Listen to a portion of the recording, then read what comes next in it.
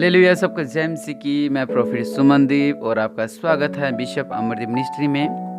प्रभु आपको ब्लेस करे और निश्चय आपके जीवन में अद्भुत कार्य होने पाए और परमेश्वर महान है, उसकी महिमा करते रहें, उसकी आराधना करते रहें, क्योंकि वो राज्यों का राजा है, वो प्रभुओं का प्रभु है। प्रभु यीशु मसीह महान है, अत्यंत महान है और वही आपको सांस देता है, वही आपको खाने को, वही आपको पीने को, वही आपको पहनने को, सब कुछ वो यहोवा परमेश्वर खुद करते हैं। हालेलुया। और मैं आपसे कहना चाहता हूँ कि आज का जो हमारा टॉपिक है कि चर्च में बीज बोना सीखें। बहुत लोग ऐसे हैं जिनको पता ही नहीं है कि चर्च में बीज किस तरह बोते हैं। मैं ज़्यादा अंदर नहीं जाऊँगा इन बातों के, आपको एक परमेश्वर के वचन में से थोड़ा समझाकर आपको समझाने की कोशिश करूँगा सरल भाषा में कि चर्च में बीज किस तरह बोया जाता है। हालेलुया। सबसे पहले हम वचन पढ़ेंगे पहला राजा 17 में और उसके 8 में लिखा है कि चलकर सिदोन के सारपत नगर में जाकर वहीं रहे। सुन, मैंने वहां की एक विधवा को तेरे खिलाने की आज्ञा दी है। वह वहां से चल दिया, वो सारपत को गया। नगर के फाटक के पास पहुंचकर उसने क्या देखा कि एक विधवा लकड़ी बीन रही है। उसको बुलाकर उसने उससे कहा, किसी पात्र में मेरे पीने को थोड़ा पानी ले आ। यहाँ पर एलिया था और यहाँ पर जब अकाल पड़ा था तो परमेश्वर उनको कुएं के द्वारा, पहले कुआं के द्वारा खिलाया करता था उनको। लेकिन परमेश्वर बोला, अब तू सारपत नगर में जा और वहाँ पे कि मैंने एक विधवा को बोला है एक खाने के लिए, और निश्चय जैसा परमेश्वर ने बोला वैसा उसका जीवन में पूरा हुआ। और यहाँ पे क्या होता है कि यहाँ पर क्या हुआ कि जब एलिया ने उस विधवा से क्या कहा, पढ़ेंगे यहाँ पे लिखा है कि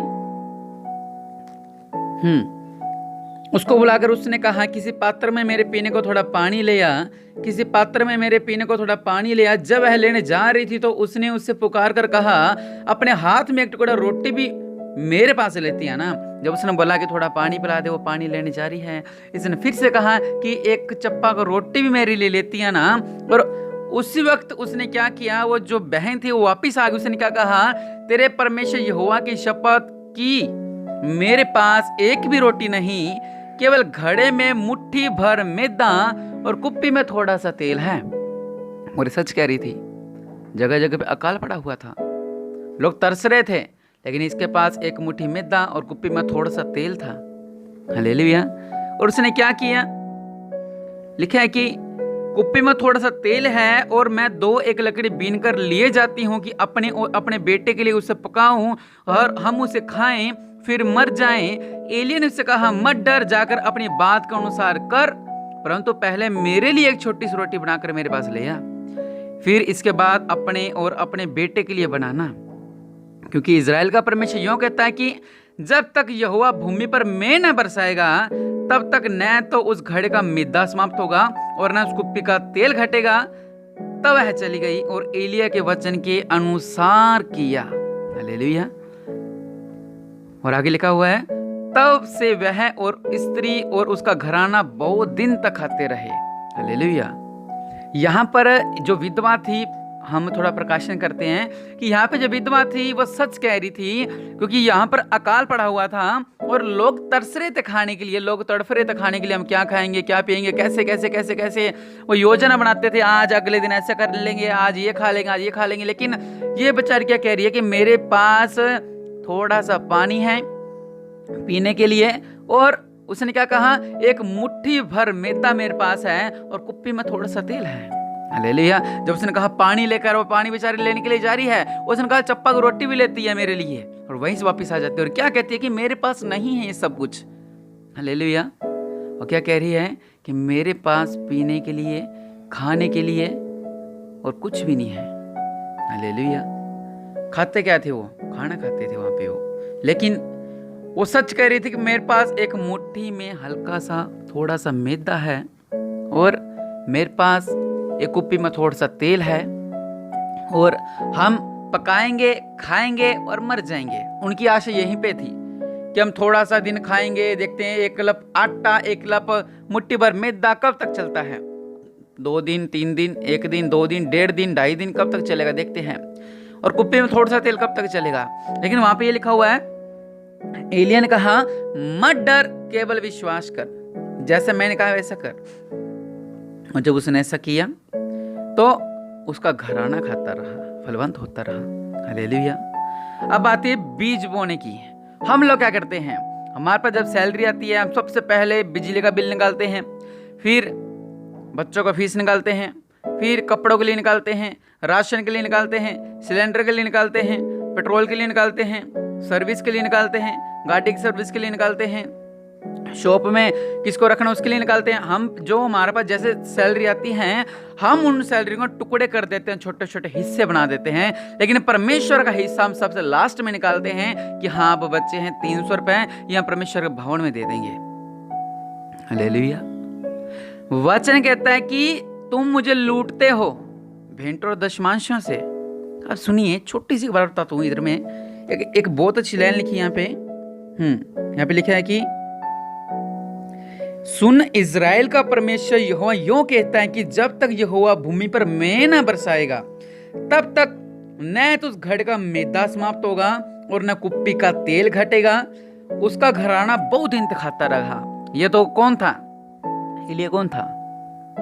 एलिया को जो परमेश्वर का नबी था, परमेश्वर का जन था, जो इसने कहा कि परमेश्वर आपसे ये कहते हैं, परमेश्वर आपसे कहते हैं, और इसने जब किया उसका घराना खाता रहा। ठीक है। वचन कहता है कि जब आप भेंट और दशमांश दोगे परमेश्वर आकाश के झरोके खोल के आशीष देगा। अब सुनिए, यहां पर तो एलिया कह रहा है, किसका नाम लेके कि यहोवा परमेश्वर ऐसा कह रहा है। लेकिन बाइबल में यहोवा परमेश्वर साफ साफ ये कहते हैं कि आप परख के देखो मेरे को भेंटे दशमांशों के द्वारा, तो मैं तुमको फलवंत क्यों ना करूंगा। हम लाके में पढ़ सकते, बहुत जगह लिखा हुआ भेंट के बारे में। अगर हम एलिया की बात पर विश्वास कर रहे हैं, उस बहन ने एलिया की बात पर विश्वास की है। एलिया प्रभु यीशु मसीह तो है नहीं, वो यहोवा परमेश्वर तो है नहीं, लेकिन यहोवा परमेश्वर खुद आपसे कहते हैं कि मैं तुझे फलवंत करूंगा जब तू भेंट और दशमांश निकालेगा तब। संगाई मैटर अलग आ गया है, पवित्र आत्मा मैटर अलग आ गया है, ब्लेसिंग मैटर अलग आ गया है, लेकिन मैं भेंट दशमांश की बात कर रहा हूं। जब भेंट दशमांश आप निकालोगे आकाश के झरोके खोल के परमेश्वर आपको आशीष देंगे। इस बहन ने वैसा किया एलिया की बात सुनकर, और क्या हो गया, इसका घराना खाता रहा जब तक अकाल पड़ता रहा। लेकिन हम परमेश्वर की बात पे विश्वास नहीं करते हैं। इसने एलिया की बात पे विश्वास किया। हालेलुया। वो भविष्यवक्ता था वो। लेकिन प्रभु परमेश्वर हमसे कहते हैं कि बेटा तू ऐसा कर तो मैं तेरे जीवन में ऐसा कर दूंगा। हालेलुया। मलाकी में लिखा हुआ है कि क्या मनुष्य परमेश्वर को धोखा दे सकता है? पर देखो, तुम मुझको धोखा देते हो और तो भी पूछते हो हमने किस बात में धोखा दिया। आपकी जब सैलरी आती है, कुछ लोग कहते हैं जी बचते नहीं है, पैसे लग जाते हैं, क्या करें, बच्ची बीमार हो गई है, ये काम आ गया है, ऐसा काम आ गया। लेकिन सुनो, वहां पर सारपत विधवा ने एलिया की बात पर विश्वास किया। वहां पे देखो, चलो अब अपने क्या करते हैं कि आपकी सैलरी आती है, ठीक है आपको पता है कि आपकी 8,000 सैलरी आती है। 8,000 सैलरी में से आपने खर्चा निकाल दिया, ठीक है, आपको आपके बच्चे 300 रुपए, लेकिन आपको यह हो तो पता है ना कि अगले महीने आपको 8,000 सैलरी के और मिलेंगे। लेकिन वहां पर अकाल था, उनका एक एक पल मुर्दा था। हाय आज मर जाएंगे, कल मर जाएंगे, परसों मर जाएंगे। उनका यह था कि अब जिंदगी गई, जिंदगी गई, जिंदगी गई। उसने फिर भी एलिया की बात पर विश्वास किया। एलिया ने जब कहा तू ऐसा करेगी, तो परमेश्वर कह रहा है कि जब तक मींह ना बरसेगा तब तक तू और तेरा परिवार खाता रहेगा। लेकिन वहां पे लिखा है कि उसका घराना खाता रहा। हालेलुया। क्यों खाता रहा वो? उसी ने परमेश्वर की बात पर विश्वास किया। हालेलुया। और वचन कहता है कि अगर आप सारे दशमांश भंडार में ले आओ कि मेरे भवन में भोजन वस्तु रहे, और सेनाओं को यहोवा यह कहता है। वहां पर कौन कह रहा था? एलीशा। हालेलुया। वहां पर एलीशा कह रहा था। और एक सर अपने एलीशा को कर लिया, एक सर जिसने दुनिया बनाई, सब कुछ बनाने वाला यहोवा परमेश्वर को हम ठहरा देते हैं। वहां पर एलिया ने कहा, वहां पर सारपत विधवा मरने वाली थी, उसके बच्चे मरने वाले थे, क्योंकि वहां पर 1 दिन में 2 दिन में मरने वाले थे, क्योंकि खाना सिर्फ उनके पास एक मुट्ठी भर मैदा और कुप्पी में थोड़ा सा तेल था। कब तक खाते वो? लेकिन उसने जब विश्वास किया तो उनकी तो बल्ले बल्ले होगी। लेकिन यहाँ पे देखिए, वहां पर एलिया कह रहा है, यहाँ पर कौन कह रहा है? सुने, सेनाओं का यहोवा यह कहता है। कौन? सेनाओं का यहोवा, कि ऐसा करके मुझे परखो, मैं आकाश के झरोखे तुम्हारे लिए खोलकर तुम्हारे ऊपर अपरंपार की आशीष की वर्षा करता हूं कि नहीं। ये एक चैलेंज है। हाँ, पता ना, जब चैलेंज कोई देता तो हम कहते अच्छा ये बात है क्या अल्लाह, फिर मेरे में भी इतनी अक्कड़ है, मेरे में भी इतना एटीट्यूड है। हालेलुया। यहाँ पर परमेश्वर ने चैलेंज किया है। क्या चैलेंज किया है कि सारे दशमांश और भेंटे भंडार जो अपनी चर्च में भवन में ले आओ, तुम्हें किसी भी भोजन वस्तु की घटी ना होगी। ऐसा करके मुझे परख के देखो, मैं आकाश के झरोखे खोलकर अपरंपार की वर्षा करता हूं कि नहीं। हालेलुया। इतना ही नहीं, लिखो है कि तुम्हारे लिए नाश करने वालों को ऐसा गिड़कूंगा जो तुम्हारे ऊपर विरोधी हैं, परमेश्वर उनका नाश करेगा। लिखा है कि तुम्हारी भूमि की उपज नष्ट ना होगी, आपकी भूमि की उपज भी फलवंत रहेगी, तुम्हारी दाखलताओं का फूल कच्चे न गिरेंगे।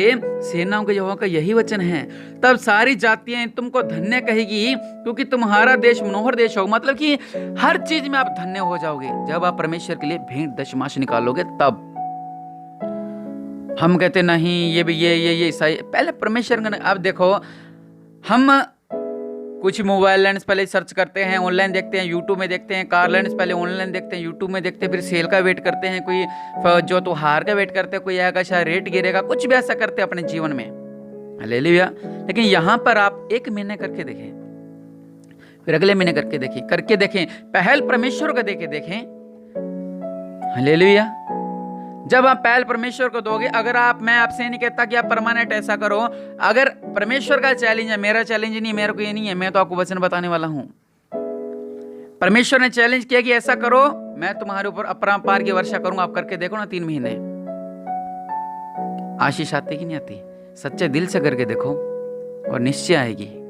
हालेलुया। सारपत विधवा ने आशीष पाया एलिया के कहने से, लेकिन यहां पर सेनाओं का यहोवा कह रहा है, हालेलुया, दमदार। यहां पर यहोवा परमेश्वर कह रहा है, मैं तुम्हें फलवंत करूंगा और निश्चय आपको करेंगे। अगर आज तक आपने पहले परमेश्वर को नहीं दी है तो आज अपना अंगीकार करें, प्रार्थना करें, कहें प्रभु यीशु मसीह जी, आज तक मैंने आपको भेंट और दशमांशों में लूटा है और आज से मैं भेंट और दशमांश निकाल लूंगा, परमेश्वर के भवन के लिए उत्तम भेंट निकाल लूंगा। हम अपना दशमांश परमेश्वर के भवन में विषय अमृत मिनिस्ट्री में देंगे। जो यहाँ पर चर्च का काम चल रहा है, यहाँ पर भी हम आशीष को पाएंगे और अपने भेंट दशमांश हम इसी चर्च में देंगे ताकि हम फलवंत हो सकें। क्योंकि जो सबसे प्रिय होते हैं परमेश्वर उनकी जल्दी सुनता है, और आपको ध्यान होगा कि परमेश्वर बिशप जी की जल्दी सुनते हैं। और प्रार्थना करें कि प्रभु हमारी भी बातों को जल्दी सुने और हमारे जीवन में अद्भुत कार्य हों। हालेलुया। तो आपने क्या करना है, प्रार्थना करें, कहें प्रभु आज मैं अंगीकार करता हूं कि मैं आगे बढ़ूंगा, मैं आशीष पाऊंगा, मैं नए जीवन पाऊंगा, मेरे जीवन में अद्भुत कार्य करो, मुझे ब्लेस करो, मुझे आशीष करो। आज से मैंने, अगर आपके लिए पहला हिस्सा नहीं निकाला था तो आज से मैं परमेश्वर के लिए पहला हिस्सा निकालूंगा और मैं जरूर परमेश्वर के लिए पहला हिस्सा निकालूंगा। और आज मैं अंगीकार करता हूं कि जिस तरह परमेश्वर ने कहा कि ऐसा करके देखो, मैं आकाश के झरोखे खोलूंगा, और मैं विश्वास करता हूं प्रभु कि मैं ऐसा करके देखने वाला हूं, प्रार्थना कर और मैं मेरे दशमांश भेंटों से उत्तम परमेश्वर को दूंगा और परमेश्वर मेरे जीवन में अद्भुत कार्य करें, मुझे ब्लेस करें और ऐसा करेंगे और निश्चय प्रभु यीशु मसीह आपके जीवन में अद्भुत कार्य करेंगे। सब प्रभु आपको ब्लेस करे और निश्चय आप ऐसा करके देखें, बीज को बो के देखें। मैं कह रहा हूँ, गारंटी है, मैं ले रहा हूँ गारंटी इस बात की। वहाँ पर तो परमेश्वर ले रहे हैं और यहाँ पर मैं ले रहा हूँ कि आपका जीवन बदलेगा। पहले परमेश्वर को देके देखें। नहीं है मतलब कि आपने दिन का 100 रुपये कमाया, आपके खर्चे में 80 रुपये लग गए और आप बच्चे हैं परमेश्वर का हिस्सा, 10 रुपये बच्चे हैं। अब अरे यार अब क्या करूं, अब लेना भी जरूरी है तो क्या करूं। वो जो आप कुर्बानी दोगे ना, वो जो आप कुर्बानी दोगे ना, वो लिखी जाएगी आपकी, किस बंदे ने कुर्बानी दी है। हालेलुया। इस भाई ने कुर्बानी दी है अपनी। वो ही एक हिस्सा होता है आगे बढ़ने का। अच्छा इसने कुर्बानी दी। अच्छा ये हिस्सा इसने 10 रुपए का भुजिया लेना था, और इसको याद है कि मैंने दशमांश निकाले, इसने उसको त्याग करो और अपना दशमांश को निकाला है। हालेलुया। ये छोटी छोटी बातें आपको सीखने पड़ेगी। प्रभु आपको ब्लेस करेंगे और निश्चय हम कोशिश करेंगे कि आपको बहुत आगे तक लेके जा सकें। प्रभु यीशु मसीह के नाम से आप ब्लेस रहें, प्रभु आपको ब्लेस करें। आमीन।